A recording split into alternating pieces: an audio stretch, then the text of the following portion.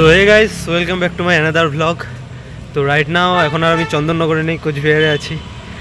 তো আজ হচ্ছে রাসমেলা, মানে রাসমেলার শুভ উদ্বোধন। যাই হোক, আজ থেকে রাসমেলা শুরু 15ই নভেম্বর। তো এই রাস পূর্ণিমার দিনে প্রতি বছর হচ্ছে রাস ঘোরাই। তো আমি ভাইয়ের সাথে আপাতত যাচ্ছি, মারা আগে চলে গেছে, মায়েরা। তো চলো যাওয়া যাক। আর সেই ভিড় হয়, দেখি কেমন ভিড়। মূলত এটাই হচ্ছে রাসমেলার এন্ট্রান্স, এখনো কিছু সাজায়নি, মেন হচ্ছে মদন বাড়ির ওখানে সাজিয়েছে। তো চলো একবারে আগে দেখি লাইন কোথায় আছে।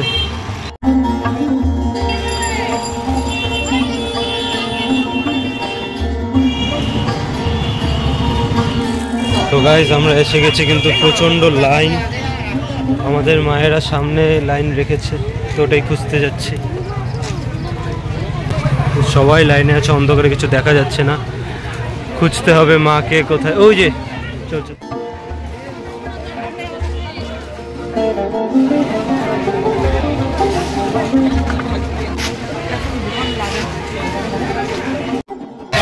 তো মেইন মন্দিরের এন্ট্রান্সের ওদিকে চলে যাচ্ছি।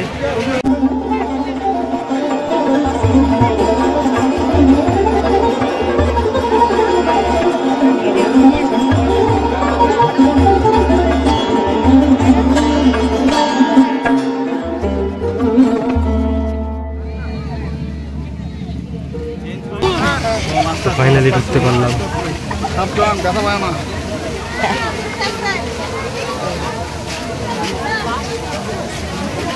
এই জায়গাটা একটু ফাঁকা আছে।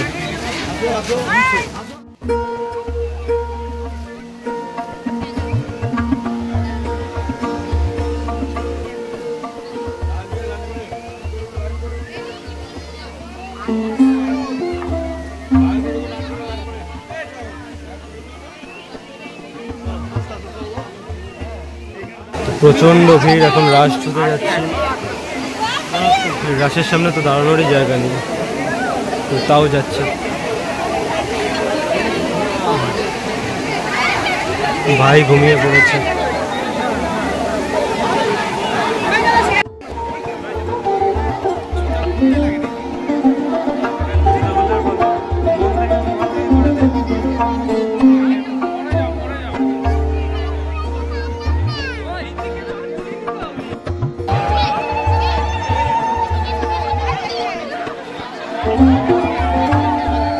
ভাইও রাস ছুঁয়ে নিল।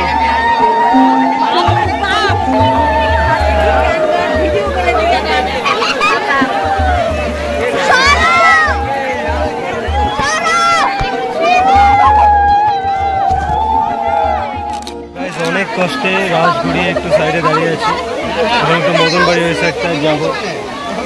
প্রচুর ভিড়, তার মধ্যে আজকে পূর্ণিমা, সবাই পূর্ণিমাতে নিতে আসে।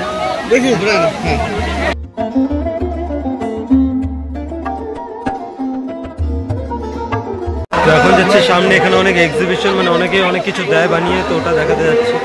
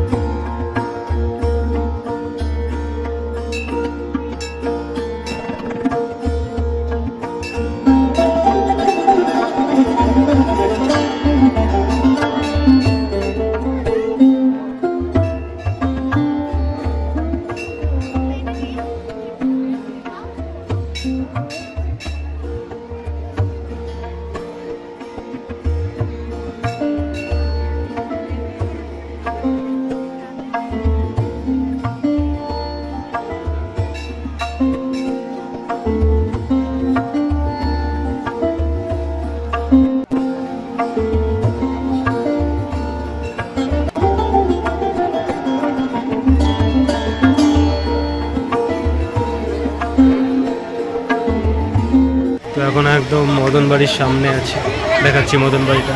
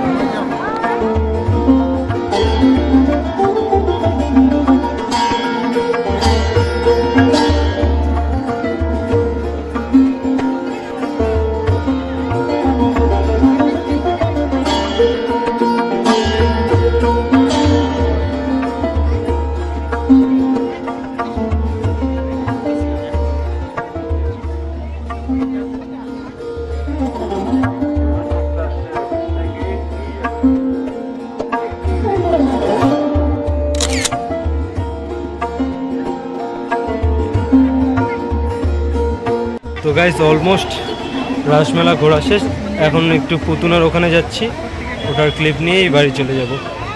তো তোমাদেরও দেখাচ্ছি পুতুনা রাক্ষসীকে। আর এখান থেকে মদন বাড়িটাকে এরকম লাগে, বেশ সুন্দর ভিউ।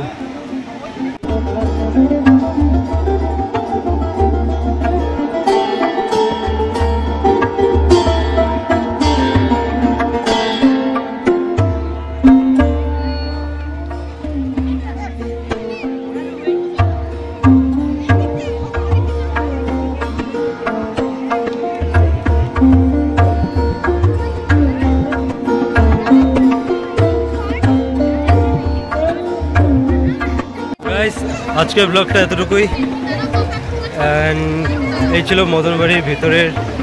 আরও অনেক কিছু ছিল, একই রকম মূর্তি ওদিকে যাইনি, ব্যারিকেড দেওয়া, ছবি তুলছে এখানে। তো এখন হচ্ছে বেরিয়ে যাব। তো আজকের ব্লগটা এতটুকুই, কেমন লাগলো জানিও। দেখা হচ্ছে নেক্সট কোনো ব্লগে। টাটা